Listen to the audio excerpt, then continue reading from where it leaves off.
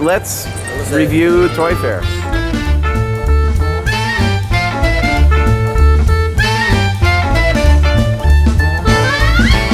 What did you guys see? A product called Playtable, where it's essentially a massive iPad, but it's got lots of games on it, and so you're bringing families back together around a dining room table or around a play table, playing social interactive games, competitive, creative, imaginative, all the stuff that you played as a family, but making the most of the tech that's there. So that was really innovative. Manufacturer creator on my panel this morning. One of the things that I thought made it really exceptional was that you put toys on it, like the old Disney Infinity. You put them on the table, and they call it the toys, and then different cards cause reactions within the game. So that the game, but it's a new technology. It's more advanced than the old way that it's NFC. NFC. Right, yeah. And it also has tags so that you can take your stuffed animals off the shelf and make a board game out of them just by giving each animal NFC. So it's pretty open-ended play table. It comes with some set games and set pieces, but and for multiplayers, but you can create your own games. I mean, not that guy you had on your panel, but the other partner's daughter has been making games for them. Jared, did you see something? Not just because it's on the big sign back there, but the new Tamagotchis that they're bringing back are pretty. That's called good advertising. But they're including it with the Bluetooth and connecting it to your phone, so that because one of the hottest things for a kid to have, of course, is a phone. So to include both of them together and then have the cross-play between other people, I thought was pretty neat. Yeah, one of the things I think Jake said is like Bluetooth is connecting everything. And, we've been around for a while, so we're kind of used to this idea of toys are talking to apps and so on. But I think you guys were like, wow, yeah, that really is, built into toys these days. Yeah, but actually I was at Toy Fair today. I was a lot more surprised about like the low tech kind of toys. Like, yeah. I'm out of touch with the kids these days, so you're so old. Seeing all this like things like the slime and all this like the silly putty kind of deal. I thought that was like my generation, but seeing that apparently this is something that's like up and rising was very interesting to me. Because like there was slime and. Like lots of slime this year. Slime, you got scented slimes, you got slimes that got stuff in them, and just a lot. And I kind of think with that idea is that like we're in a high tech age, and like we're tapping on our phones, and like it does stuff, but we're not feeling it. So I feel like using like low tech silly putties like that, I guess some sort of like physical control that we used to have as a kid, something that we don't really do anymore, like something to take that back. And I found that to be really fun. I think the killer product in the slime field this year would have been slime that automatically disinfects your hands. Get it? Like even like the kinetic sand. Like what parent would buy sand for their house? Like I mean, it's like and I thought maybe the new chemistry would make it so it didn't stick to your hand. It's still just as bad as it ever was in terms of being a parent's nightmare. I think the product's sort of in the foam range. So I'd say there's like slime, which is more liquidy. Exactly. There's the dough, which kind of sticks to stuff, but the foam's kind of a happy medium. And one of the things that I saw that I thought was really born out of a necessity and a need by a frustrated parent was a woman, a tiny independent company, where her child had been in hospital for an extensive amount of time, and she was fed up with going to the gift shop and getting balloons and teddy bears. So she literally created, it's called the Box of Joy, and she created different boxes, but the hospital box was specifically so if you're a child and you've had an IV for a while, you need to be exercising your hands. Well, she didn't do exercise your hands. She's like, here are card tricks. Make a shadow bunny. Do whatever it was. And she did a beautiful printed book with all of these activities, and one of the things that is research based was that if you show appreciation for something, it literally helps you heal. And so she had an entire section about, oh, who made your lunch today at hospital? Why don't you write them a thank you note? Have you drawn your picture? Have you drawn a picture for your nurse today? Have you? And it was beautifully done, and none of it was high tech, and none of it was something that you wouldn't think of. But she's taken the time to put it together, and from that she's created, a box for a rainy day, a box for a car trip, a box, and they're small things, but they're important. And it's going back to what you were saying, is to get back to the physical play. And Our last panel session was called Scheduled Surprise. It was about subscription boxes, and we had Kiwi Co., which is you get a science package of the month. I mean, this is not a new idea, but well done, augmented with more play things you can do with what you built on the app, and some extra stuff they put in the box. So when you build a catcher, you actually have something to catch. I bought it for our kids, and you make a Dayglow skeleton. So every month it's something. But the Pina was there, which does audiobooks for kids now, and she came out of Scholastic and saw this need for a subscription-based audiobooks for kids, high-quality books that's beautifully done. And Tori from Bandai Was a Cappy winner. is about to launch subscription also. So this idea of regularly scheduled things that you like, and they took it from the Stitch Fixes and the flamingos of the world, of the world. So we have 4 Cappy jurors here and 1 Cappy winner, and that's Emmett. And you were saying that Duplo, your Duplo app is doing okay. It is doing okay now, yeah. So I think when last we met and spoke, I was bemoaning its. You were bemoaning. I was absolutely bemoaning. You'll see. I had a cloud over my head. It's like you made this beautiful app, and no one really is. And no one was there to care. What changed? What made the difference? I think, and this was something, to be fair, that Raoul from Tiny Bop made the point at the time. He basically said that the way the App Store works is very different now, and specifically the way featuring works. It is no longer about an initial huge sales spike followed by a long tail. It's actually more about building an audience over time, and so we just continued delivering content for the app, and we found an audience, and it just took a little bit longer than it typically did. But the nice thing is, it's better to slowly build an audience and grow it than just have one huge spike of sales at the start and never reach those heights again. So it's been different, but it's going very, very well now. We're really happy with it. And as I said before, Lego are a brilliant partner to work with.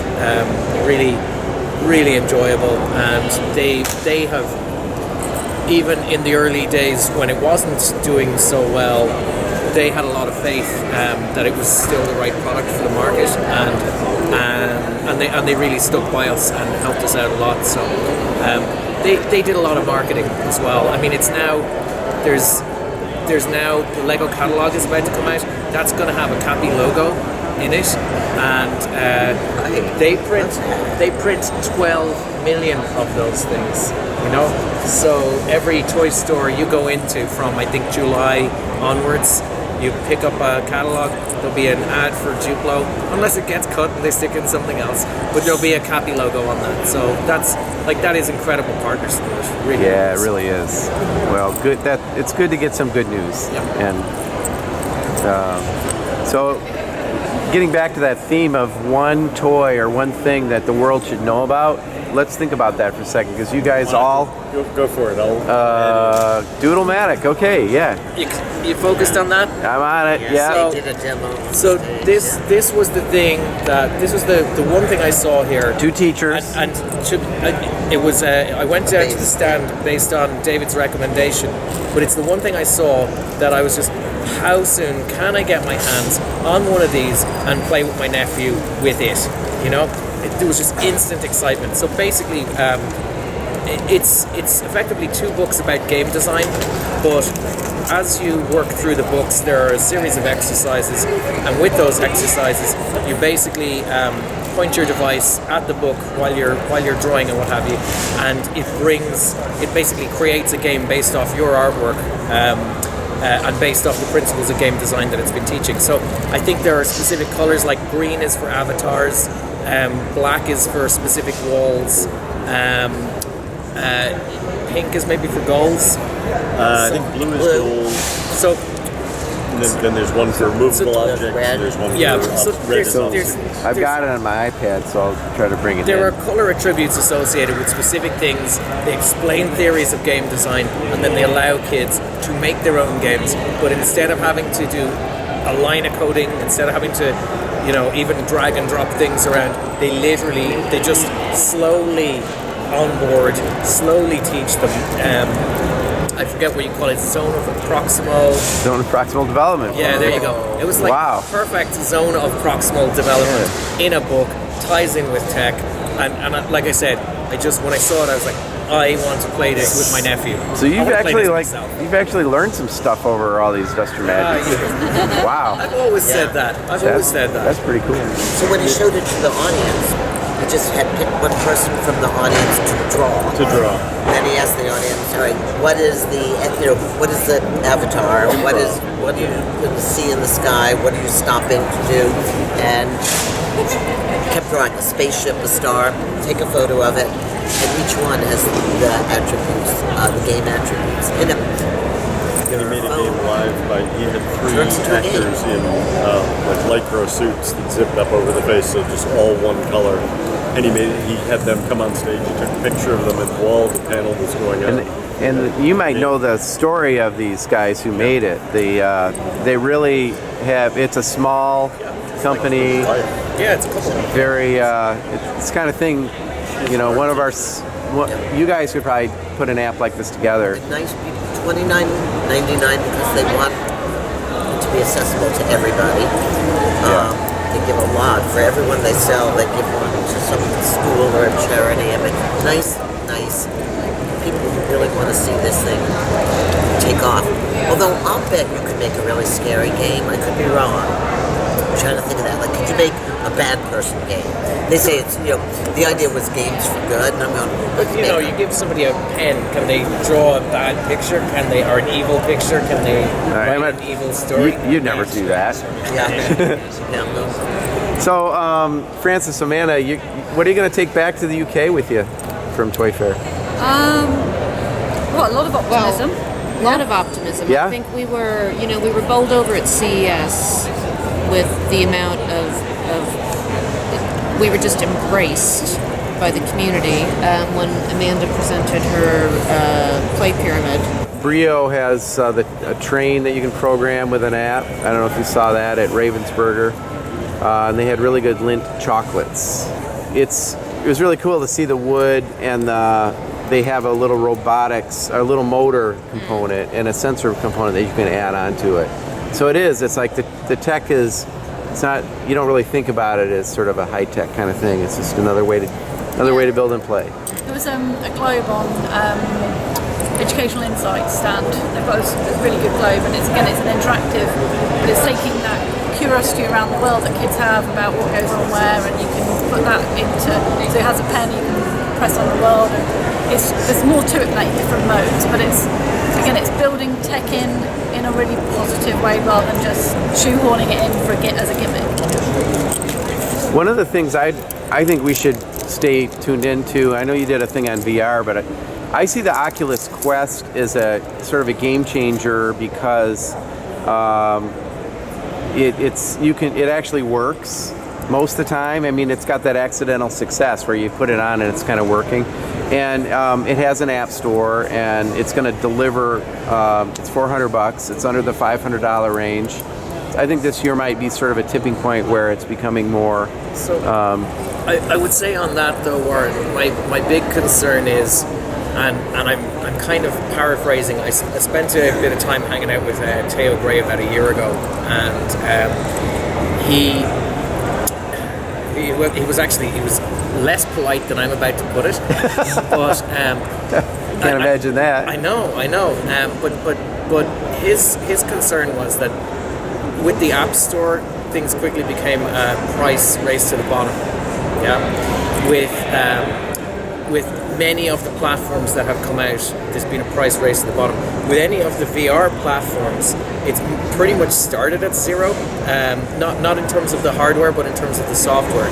So how can there be a viable ecosystem for software developers? It's expensive content to make.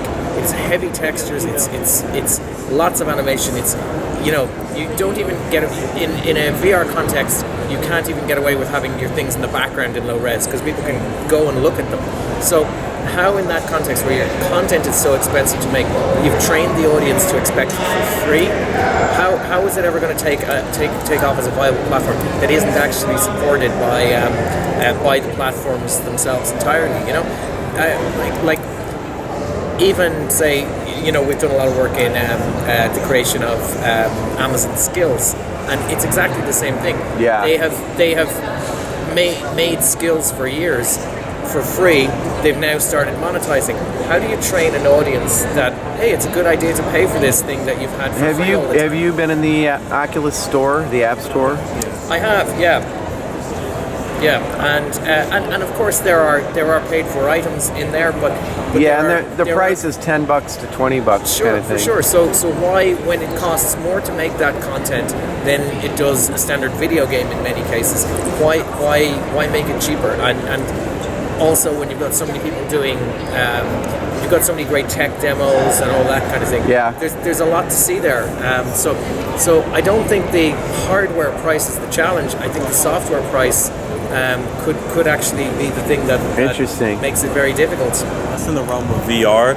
It's very interesting to watch it try to develop because it's struggling to find a foothold because, like you were mentioning, even if they make a cheaper headset for people to grab onto that people with lower budgets are going to grab onto, it's really expensive to make that software. And so the software will still be expensive even if the hardware isn't expensive. And so it's kind of odd because they're still struggling to find that market for people who are going to settle for that middle ground. So my prediction is 1 year from now, they'll, and this is going to be on recording, so this is a hard prediction.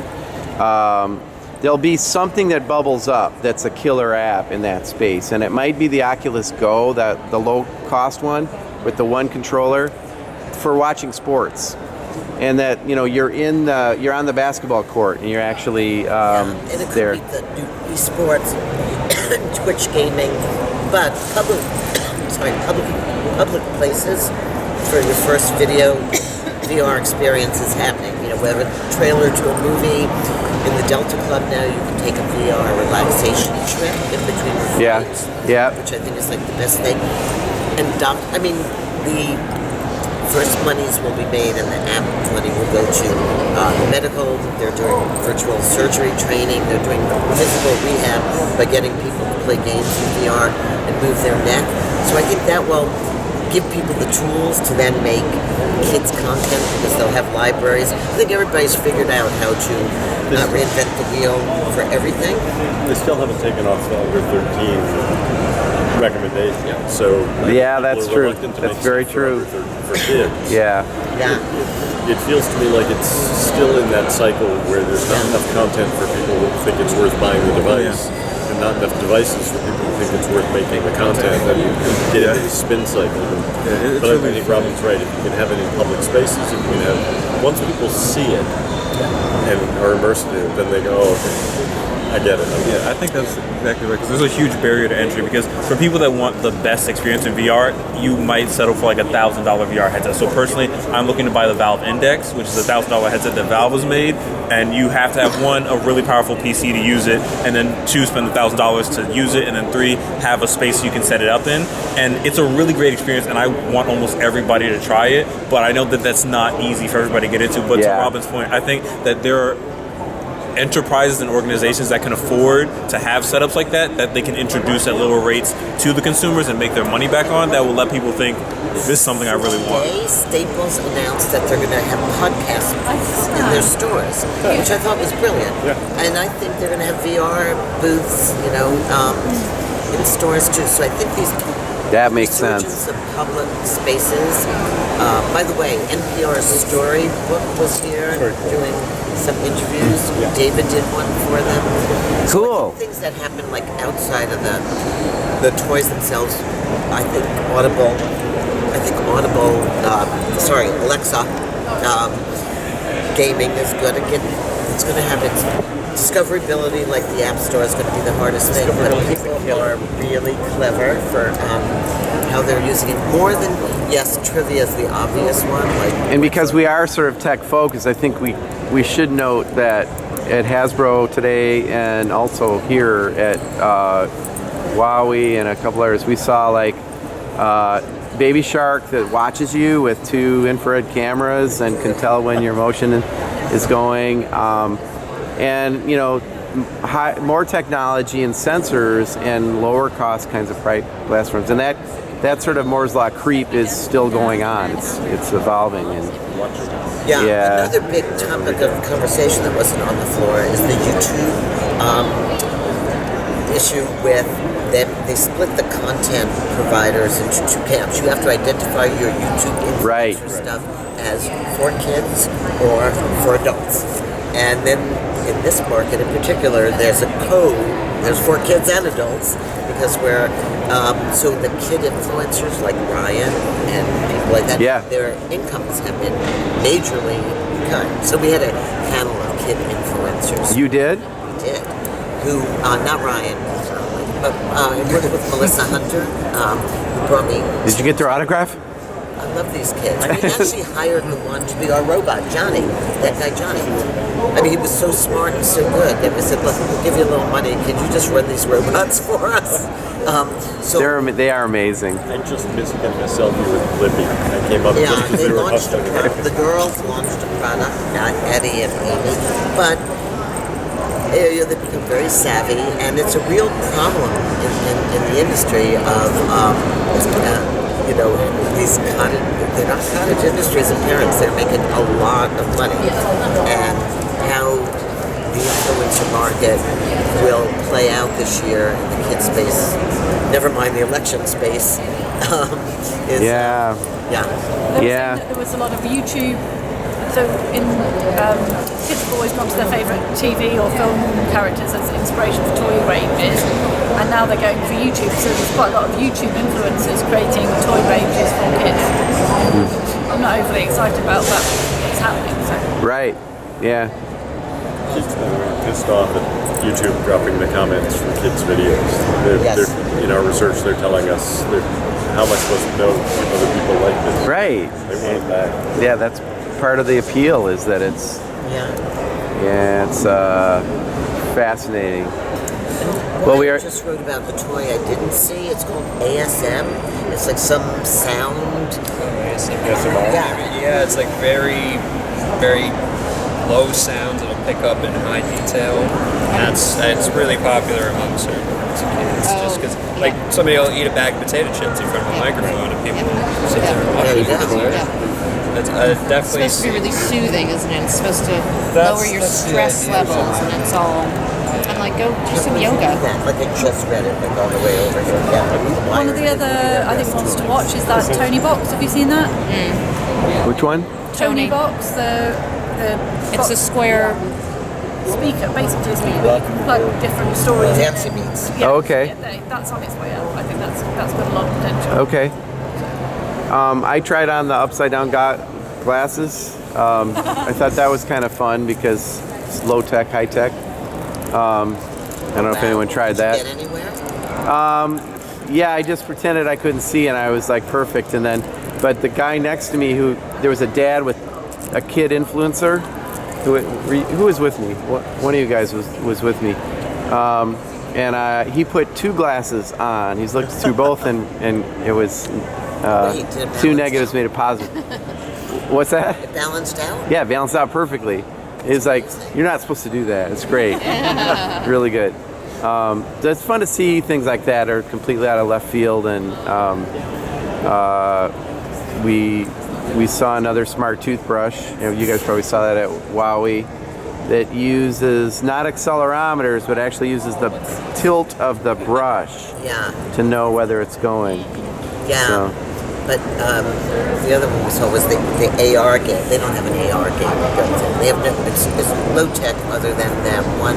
So I said to him, "Can you use that same non-gyroscope, non-accelerometer? Can you do a bar of soap? You know, I said, can you do a fingernail brush? I mean, can you have a whole cleaning kit based on those? It's based on that one movement. yeah. Yeah.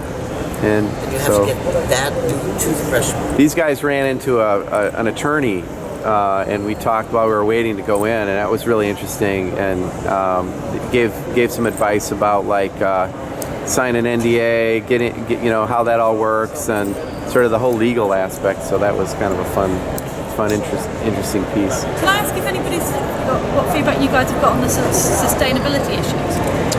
So, I mean, Jake and I, we saw some, it's what you would consider typical looking Lego blocks, but Oh yeah, that one. were eco-friendly. I think it was like made in the Netherlands, and they said they were made of BioBuddy. Made of sugar cane, I think. Yeah, they seemed like somewhat of very similar, like in durability, snapping together, still satisfying. Texture was a little bit different, but all in all, I would say probably the same experience. And if they do happen to be more sustainable, Have you seen the actual? Have you seen the Lego blocks that are the actual Lego that is made from sugarcane? So like Lego are putting a lot of effort into that side of things at the moment, and they've managed. They're getting good results already. They don't want to obviously compromise the kids' play experience. They don't want to have bricks that suddenly break, that change color quicker, anything like that. But they're making good inroads there. I think They managed it, because I read a couple of months ago that they were having problems with the formula, and it was kind of not. So what they've managed it for certain types of bricks. So any of the bricks that are used for, funnily enough, for foliage and that kind of thing, anything like that is already being used in that kind of context. But the main bricks, I think they're still I working didn't on. realize that. I thought it was across all bricks they were having issues. Are you paying more? No, it's Lego. You're paying more for Lego. But there isn't an additional environmental price premium that I'm aware of. I will tell you that the sustainability conference sessions that we did they were really proud of. People do really care. They feel like it's an imperative.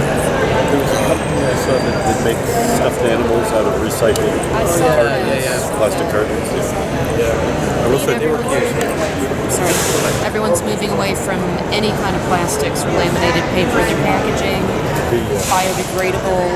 The sustainability panel that Robin did, there was the guy from the bioplastics thing got very sharp about it actually. He said, I'm not going to make any friends here, but recycling is never going to work. It hasn't ever worked, it will never work. You talked about the percentages of different materials that actually get recycled. Plastics is down in the 2 to 3% range of all plastics that get recycled. So we need to shift away from it and not try to make it work. Mark Remmert from Green Dot Plastics, right? And then there was a guy named Sharam from Green Toys, and a guy from ProSource Global that talked about sourcing. And actually, coupled with the sustainability is the blockchain discussion about knowing that your products are certifiably organic and where they've been sourced from, no child labor made in the making of this toy. So the industry is, and I know that through the year, Toy Association is going to do some education around supply chain. To be fair, you walk down some lanes, maybe not the tech lanes, maybe not the well-known products, and you're just looking at all of this stuff. Like I actually felt this sense of despair and panic walking down some lanes because the toys were ugly, they were garbage. They're gonna wind up in landfill. Probably directly after the fair, because I can't imagine even ship everything back to wherever it came from. There are so many bad products, and as you walk around, you're going, people are investing their lives in making and selling this crap. So not all positive analysis. It is shocking, and it was the first year walking around Toy Fair that I was that conscious of that. That I really felt, something massively has to shift here, because it's not sustainable to just make these disposable knickknacks for a temporary sense of feel good, you know? On the other hand, I mean, it's the idea of trying to make toys with products that are more sustainable. But there's also the idea of seeing more durable products that might not be great for the environment, the components of it, but will last longer and you won't have to replace it. And they're made to be passed down. They're made to be kept. They're made to be play heirlooms, and maybe even siblings, or maybe even then your own children play with those toys. I'm sure everybody's been handed a giant box of Lego from some cousin at some point in time. But they do actually formalize that now, in that anyone can get in touch with Lego. Send it to them. They'll sanitize it. They'll pack Exactly. it up, And they'll donate it. they distribute it. They distribute it on to needy kids. You know, it's a nice program. So you're right. Durability is as important. So Jake and I saw a product that wasn't a toy per se, but we saw a pair of children's glasses. The company was Rochambeau Baby, and like I've seen unbreakable glasses before, but these were actually as close as you can get to unbreakable. Pretty good. Like you could fully bend in the opposite direction. You could pop the lenses out, put prescription lenses. They were pretty reasonably priced. They also had like custom lenses too. Like you could use like regular prescription ones, but they had like special ones that like they wouldn't like break like regular acrylic ones. And then that reminded me, we saw another company that had almost the same kind of gimmick, but at a lower quality, and it's just overall more crap. What was your impression of gender? Did you see, theoretically, there's more of a push toward gender neutral toys, but I don't know that I saw that. I definitely saw gender specific. Yes, too. We did as well. We stopped by Bandai's booth, and they were reintroducing us to the Tamagotchis. They're releasing on the Tamagotchi Go, like Jared mentioned, that came out last year. But they also showed us that they had Digimon Tamagotchis, which they marketed specifically to boys because the Tamagotchis regularly they felt were more tailored towards girls and wouldn't be received as well by their male demographic, and so they had distinctly female and what seemed like male toys. But we did see, I forget who we stopped by that mentioned they had like gender neutral elements to their toys. It may have been a group called, I believe, Wise Elk, who had sets of like buildable sets that, along lines of sustainability as well, had the clay, basically like a set of Legos. Like you have clay pieces that you would build together in sets using glue, but once you put the products in water, the glue would dissolve and you could reuse them again, which we thought was particularly interesting. You were able to make play areas for that. So when they were bringing up prototypes for D&D sets, where you can make areas for your role-playing characters. Brio changed their blue to teal. Everything used to be in blue, and now it's this nice calming teal color to make sure that everyone who looks at these Builder STEM toys sees that it's inclusive for everyone. Pastels. The pastels were really big this year. Yeah. Someone who's been at Toy Fair for years. Gender neutralness, even in things as simple as children's dressing up costumes.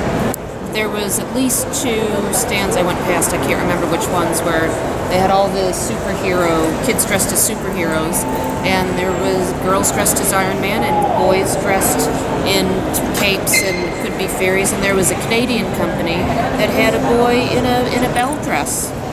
And I know, when my kids were little, my son would dress up in a fairy costume and my daughter would dress up in a fairy costume, and they would both have handfuls of cars, and that's what play should be. And it was really nice to see that, because I had not seen that. Where did we see the doll that stuck out its tongue? That's a good question. That was the first place we went to. It was Spin Master. Spin Master, that's Spin correct. Master has a baby doll, and I was like, okay, we've seen these before. Show us the poop and get it over with. And they said, no, this one does something that you've never seen before. And it's like, okay, impress us. And it stuck out its tongue. And it was crazy. I got a real good close-up of that. It was Real-Time Magic was the name of the toy. Real-Time Magic. What's the 10th use of that? The 10th use? The 10th use. Lego talks a lot about it. We don't look at the first play, the second play. We want to know the 10th play. Your tongue kiss. All right. You mentioned that it had a number of different features in terms of like how it responded to certain actions. Right. It had a what they called a smart spoon, where it was just one spoon with an infrared laser that would scan different items on a palette that you could use to make different food combinations, they called it. And based on the combinations you gave the doll, it would react differently, whether it was pleasant or unpleasant. But yeah, we noted. And it's a very expressive face too. They really worked on that. The animatronics in the face were really complex. That's your 10th It play. looked like it had a decent amount of muscle work in the face, which was really compelling. How did it compare to Arnold Schwarzenegger? Okay, so I don't think it was nearly as uncanny valley, because a lot of what seemed like was in the motoring of the face was primarily in the mouth. Arnold seemed like he was more. He was in the eye, twitching yeah. here. Arnold having a stroke. Yeah, exactly. So I want to speak to a company that is very low tech, but that I think is just killing it. Funko.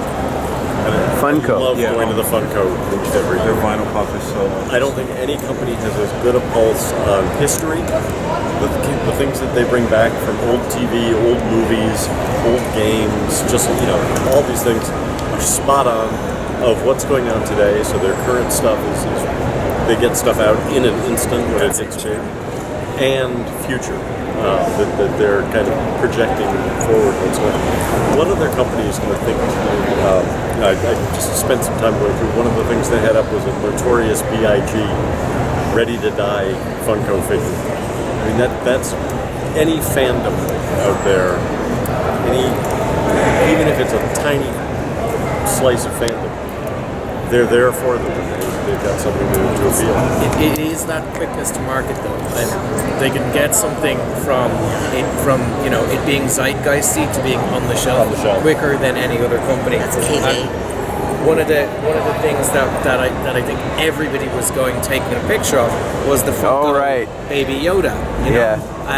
I had to queue to take the photo of the Funko Baby Yoda. That's ridiculous. I did.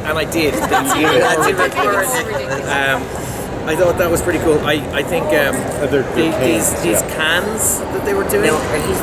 He's the animatronic. They are really, really fun. That Baby Yoda, the Funko one is the animatronic. Funko is just they basically look like a regular soda can, and they had things like grape ape. I mean, who remembers grape ape? Okay, great. But literally, you open it up and there's a grape ape little figure in there. But limited to an edition of 7,500 each one. It's just completely going after that collector mentality, to an incredible degree, both through scarcity, color variations. It's kind of the equivalent to like shiny Pokemon in some of the things, and they do. They nail it all. Well, They announced new ones that I was excited about. Yeah. Richard, come here and say hi for a second. Richard Gottlieb, you just finished a podcast wrapping Toy Fair. What'd you and Chris talk about? We just talked with Danny Simon and Jeff Gomez, and they are icons in the area of content creation. And it was a wonderful podcast. They were fascinating. And it's called The Playground Podcast. You have to put the whole thing in The Playground Podcast. And I think you will enjoy it. It's with you and Chris. Chris Byrne, the toy guy. Yeah. And Richard Gottlieb, the global toy expert. Of the two of you, which is smarter? It's me. No, Chris is brilliant. Yeah. And we just have a really good time doing the show. Yeah. Well, we could see it going in the background back there. So. I introduced you to Jeff Gomez last night. Unbelievable. Jeff created the term transmedia. Chris, come say hi real fast. Speak of the devil. Speak of the devil. Chris Byrne, what are you doing here, guys? You guys wrap Toy Fair in 3 words. What are the 3 words? Exhausting, satisfying, traumatic. No, that's it. All right, 4 words. Classic, innovative, deadly. There was a mix of all 3. Yeah. What did you talk about on TV? You talked about Baby Yoda. I didn't talk about Baby Yoda so much. I talked about Go-Go Bird because it's the first flying RC that's going to be under $40, and it's from We stopped by that one. It's a really company impressive. that's known for its integrity, so I'm reasonably certain that it's going to work, which is always a big issue with when you mass produce RC like that. but I think I was happy to see Blue's Clues back, which in 1996, revolutionized interactive TV. So I was very happy to see that, and it still seems relevant because kids don't change that much. It's true. Great seeing you guys. Yeah, good to see you. So keep playing. We're gonna wrap this up and go get your rest. Be safe. Safe trip back to leaving out of Newark. We're leaving out of Newark at 10 o'clock tonight. Guys, we'll see you in class tomorrow.